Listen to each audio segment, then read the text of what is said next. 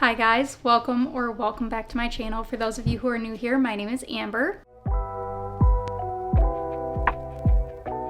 Today, we're talking about January wrap-up and our February TBR. January was kind of a weird reading month for me because the first half was extremely slow, but then the second half I kind of flew through longer books that I wasn't really expecting to. So first up, I listened to Lights Out by Nevessa Allen.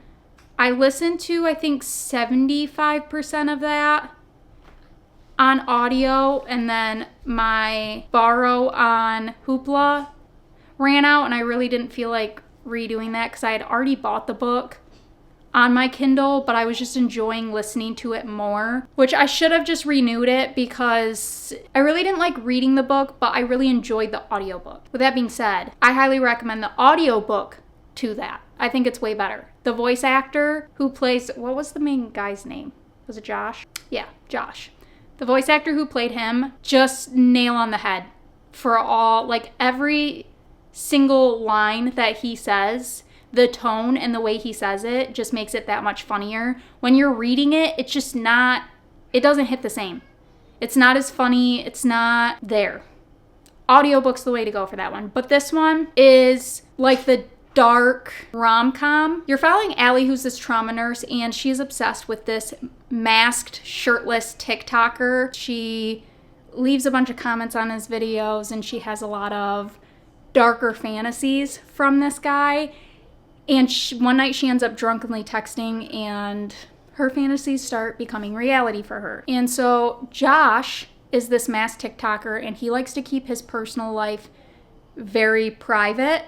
But then he kind of gets that social aspect by posting thirst traps on TikTok as this masked guy.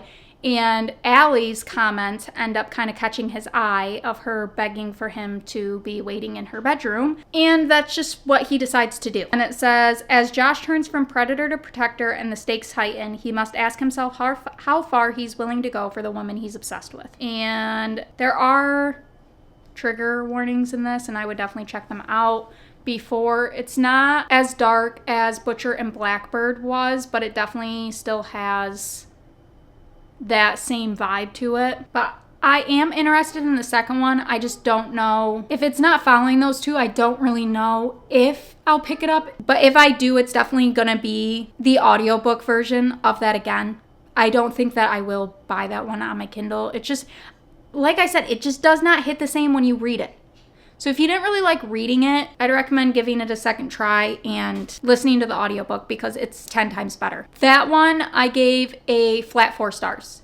It was funny, it was enjoyable, I had fun, but it's one that I don't really think of now that I'm done. Next up, I read Lethal Vows by T.L. Smith. This one's on Kindle Unlimited. I'm not gonna lie, I don't remember too much about this book. I remember pretty much enjoying it when I read it, but I have not given it a second thought since I read it. If you would have asked me if I've read this book without me being able to check my Fable, I would have told you no. Because even second looking at this, the title does not ring a bell.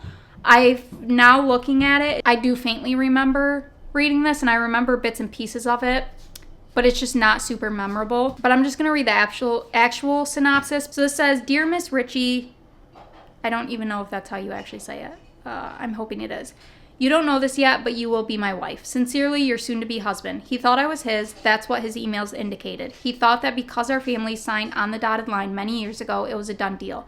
But I ran away from that life for a reason. Little did I know he would find me, and he wasn't going to take no for an answer. Crew wanted me to be his wife. All I wanted was him in my bed. Like I said, I remember enjoying this. I gave that 3.75 stars. It's a mafia romance, arranged marriage, mainly grumpy.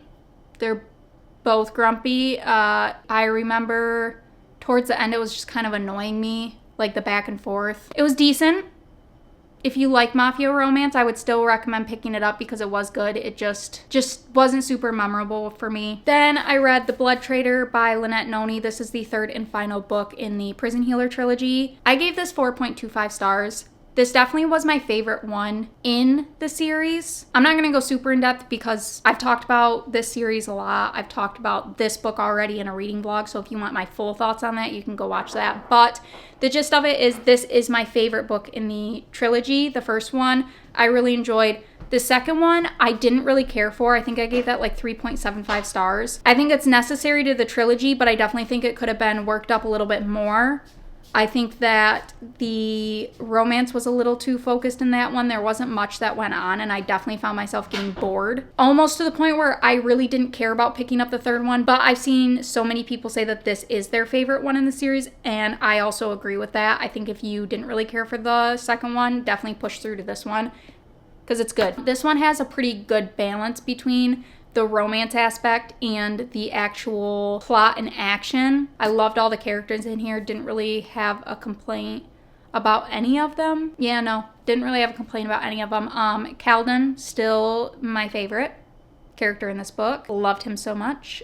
Like I said in my reading vlog, I kind of wish we got like a little novella. I'll explain the beginning of like the first book so that I'm not giving any spoilers to the series, but basically you're following, I don't know if you say her name Kiva or Kiva. I've heard it said both ways. I call her Kiva because it's Kiva.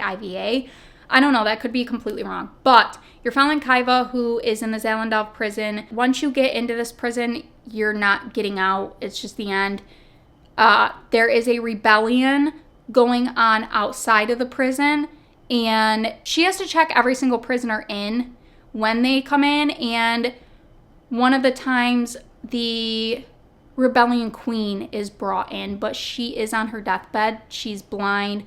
She can't really stay conscious, and she finds a note on there from her family that says, "Do not let her die. We are coming." So there is this trial called the Trial of Ordeals. I think there's either 4 or 5 trials that you have to go through, but they are impossible to win. If you do win all of them, you do get to leave the prison. It's just no one has ever beat them.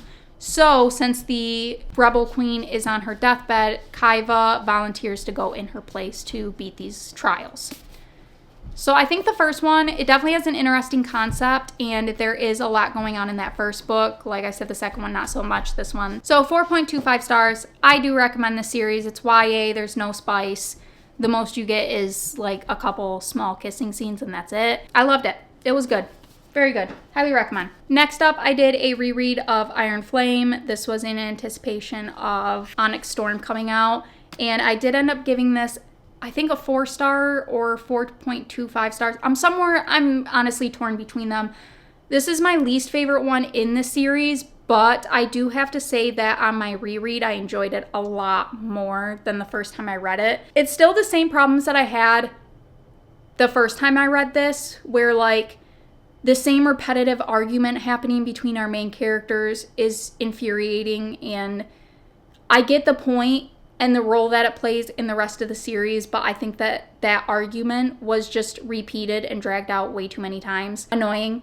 Drove me nuts. Our main character, Violet, she still kind of annoys me in this book. I don't know, I can never really fully pinpoint what it is about her and the things that she does, but it just kind of infuriates me. I don't know. I definitely think that this one is a lot more dialogue than action. Most of the action just happens at the end. And again, the end had no problem making me cry. I love this series. I know that this is a hit or miss. Some people just really don't like the series, but I am one of the ones that does love it. It doesn't take much for me to giggle and kick my feet in books, so I'm easy to please. What can I say? 4 or 4.25 stars. Recommend the series. What can I say? My physical copy finally showed up 3 days after I finished this book on my Kindle. Really glad that I ended up buying it on my Kindle, by the way, because this took from the 17th until the 29th to show up at my house. So look at her in all her glory. Beautiful. Stunning. Lovely. Lackluster on the hardcover portion. Never mind. Let's just leave that dust jacket on. Anywho, 5 stars. Gave this 5 stars. 5 star through and through. Probably a 6 star. Haven't stopped thinking about this, and the fact that I thought we were getting a book next year. I think I'm sadly mistaken. I think I was a tad bit confused, and it crushed my soul into obliteration. I keep seeing people say it's going to be years, multiple years before we get another book. I even saw one that said 2027.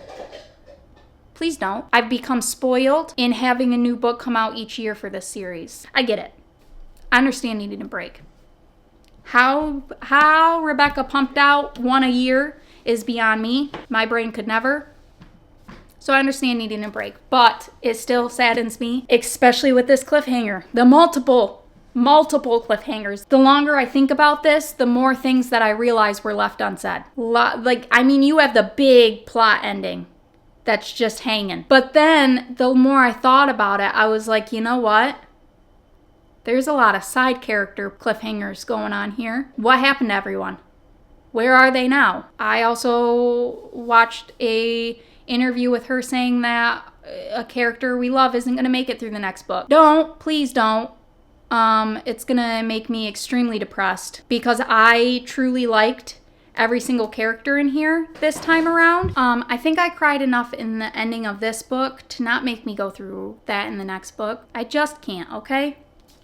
But I need to. I really need to know what happens in this. Again, I highly recommend the series. It's too enjoyable. I thoroughly enjoyed this. Again, I have a whole entire reading vlog just dedicated to this book only, and every single emotion was went through with this. So if you want further in-depth, it's the whole thing spoiler free, so you can go check that out. That was my last video uploaded before this. All of my live reactions were in that video. Highly recommend that series if you haven't picked it up yet. But anyway, those are the 5 books that I read in January. So let's go into February's TBR. I thought about doing something different. Nothing really cool popped in my mind of ways to do my TBR, so we're just gonna stick with the normal TBR jar.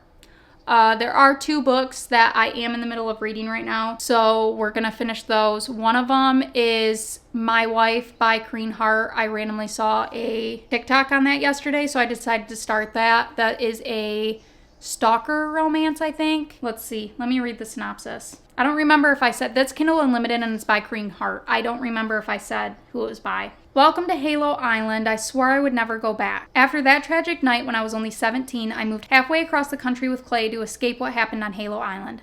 But then my husband died and I was left a widow at 22. I've spent the last 5 years doing everything I can to move on. That might have been a mistake. Tommy was Clay's best friend and my first love. I found my second chance with him, so when he plans a weekend getaway with our friends on Halo Island, how can I refuse? I should have. One by one, they start to fall. There's a masked killer on the island and he's turned all of us into prey. But when I'm caught, he doesn't turn his knife on me. Instead, he pulls off his mask, and I can't believe what I'm seeing, even as I see that familiar smirk. Silly sin, you should have known better than to run from your husband. And it says, this is a single POV dark romance that relies heavily on the slasher horror genre, including open-door scenes, profanity, on-page death, and a HEA that is perfect for the characters. Well, the ones that survive, that is. I don't know, I was kind of just feeling a dark romance, and I saw that TikTok, and I was like, yeah, that sounds good. I am only, I think, like 15 to 20% through. So far, it's pretty good. A little bit of a slow start, but it's starting to pick up. We're just getting to the island for that weekend getaway, and it's starting to pick up, and it's starting to get more enjoyable. So I do want to finish that. I don't think it'll take me more than like a day or 2 to finish that one. And then I am about 60% of the way through the Book of Azrael by Amber Nicole. I did just pick that one back up. That's one of those ones that I kind of softy enough to the end of last year. But after Onyx Storm, I felt myself going into a reading slump, so I decided to pick that one back up. I'm glad that I did because that one is really enjoyable. I absolutely love our main character, Diana. She is so funny and so sarcastic. It's right up my alley. And so I'll read the synopsis to that too. World Ender meets End of Worlds. 1,000 years ago, Diana gave up her life in the desert of Aurora to save her dying sister. She called upon anyone who would listen, not expecting a monster far worse than any nightmare to answer. Now she does what Caden asks, even if that means securing an ancient relic from the very creatures that haunt her. A king thought long dead and long forgotten. In the old world, his name is Samkiel. In the new world, it is Liam. But one title remains true throughout time. He is the World Ender, a myth to his enemies, a savior and king to those loyal to him. After the gods' war, he locked himself away, hiding from the world. He denied his crown and responsibilities, leaving the very ones who needed him most to deal with the fallout of the death of their homeworld. Now an attack on those he holds dear sends him back to the one realm he never wished to visit again, and into the sights of an enemy he thought imprisoned eons ago. Now enemies older than time must put aside their differences and work together in hopes of saving both their world and every realm in between. So this one's a romantasy, and If you really like stabby, sarcastic, really funny FMCs, highly recommend this. The banter is so good. I'm really enjoying that so far. Really glad that I picked that back up. I think I'm at like 55 or 60% of the way through that one. And I am looking forward to finishing that and continuing the series. That's book 1. I think 3 are out so far. Maybe the 4th one. That one might be coming out soon. I don't know how many are going to be in the series. I think it's almost complete, but that's one that I can definitely see myself binging that series one after the other. So, oh, that also reminds me, let's talk about what my TBR was last month and the ones that I ended up reading. So last month, my TBR was The Blood Traitor, Iron Flame, Onyx Storm, Empire the Vampire, Don't Let the Forest In, A Touch of Darkness, The Last Letter, and Ninth House. And out of those 8 books, I read 3. So with February, let's try and actually read all of my TBR that I set this month. That is my goal. This year, in general, I've already failed the first month, but there's still 11 more months to go. I'm trying this year to actually, instead of just constantly mood reading, I'm trying to get more into making my TBRs and actually sticking to them and getting through my physical books, because I have over 100 physical books on my TBR and I have a problem with just adding to that. So, with that being said, first one is a book set in a school/university. I'll grab all those after. A book with a black cover. A popular book. Ooh, I don't think I've ever gotten that one. An author you've never read. A sad book. How many do I have? 1, 2, 3, 4, 5. Okay, I'll do one more. A romance book. Perfect.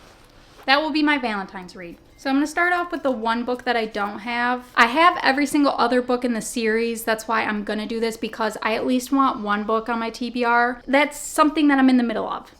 And I've been putting this off. So it's going to be this one's for a popular book category. And that one I'm going with Powerless by Elsie Silver. I've read Flawless and Reckless. So this would be the 3rd book in the series. This is the Chestnut Spring series. I've been meaning to finish this series forever. Cowboy romance. I liked the first one. Really enjoyed the second one. Or was the second one Heartless? I don't know. I don't know the order. I read the first 2. So now I'm on Powerless. This one I believe follows Jasper. And he's like the family friend. He pretty much grew up with all of them, and it's him and their cousin.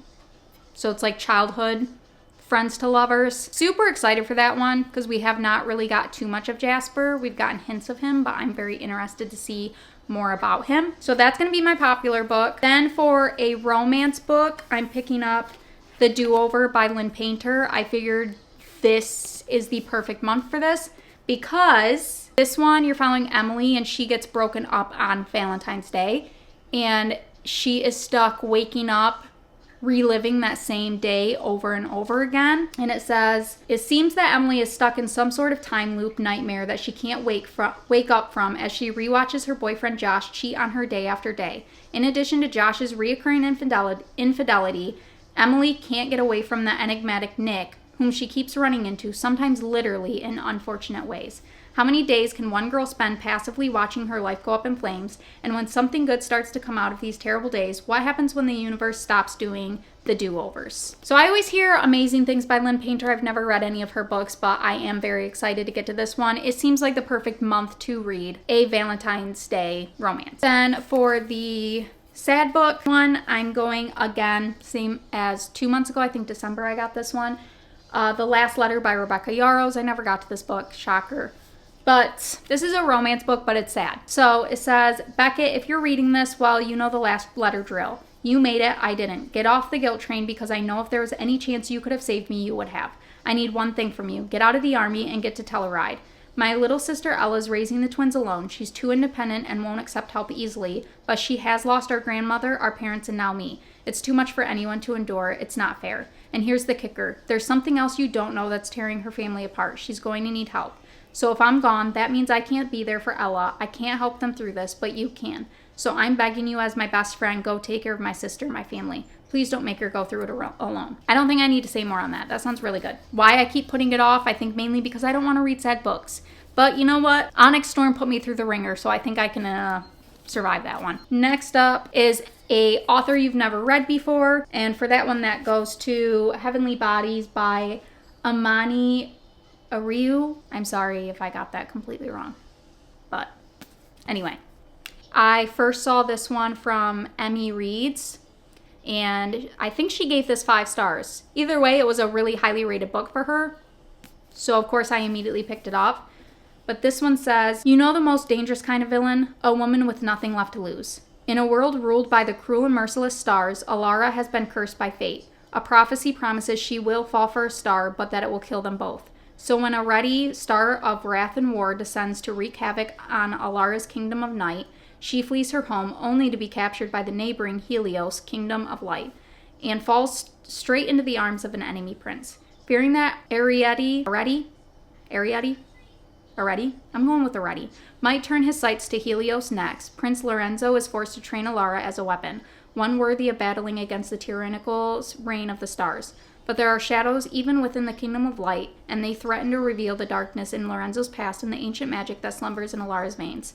And with it all comes an undeniable star-crossed pull between Alara and Lorenzo that neither can seem to resist. Right up my alley. I think this might be one of the ones that I'm most excited for. Next up is a book set in a school/university, and this one is another one I've been putting off forever. It's been on my TBR for like 2 years, and I don't want to talk about it. I'm going An Ember in the Ashes by Sabaa Tahir, and it says, under the martial empire, defiance is met with death. Leia and her family do not challenge the empire. They've seen what happens to those who do. But when Leia's brother is arrested for treason, she is forced to make a decision. In exchange for help from rebels who promise to rescue her brother, she will risk her life to spy for them from within the Empire's greatest military academy.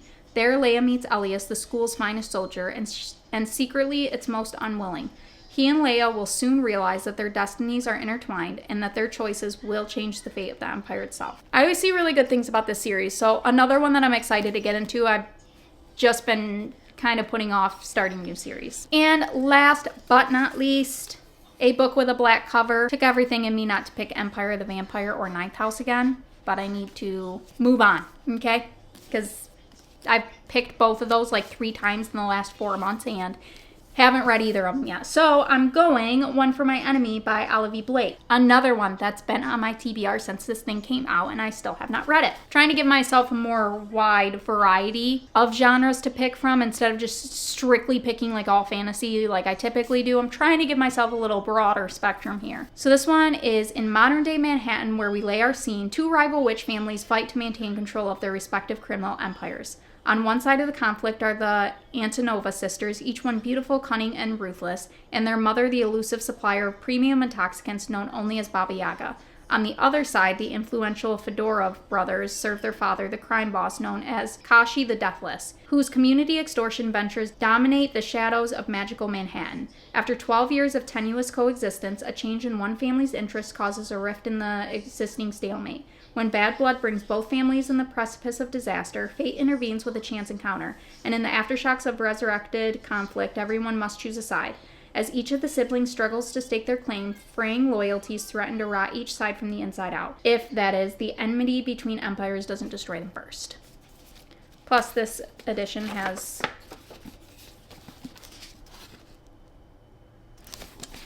gorgeous end pages. Look at them. Yeah, another one that I've been putting off forever, but I hear nothing but good things about this. So another one that I really want to get to. Plus, I've never read a book by Olivia Blake, and I feel left out. So I guess that's it. That's my ambitious 8-book TBR, when typically I only read 5. But this month, I'm trying to change that. Trying to get through more books. But let me know what your guys' plans are for reading in February. If you read any of the books that I read, what you also rated them. Make sure to leave a like and subscribe to stay up to date with all my future videos. And I hope to see you in the next one. Bye!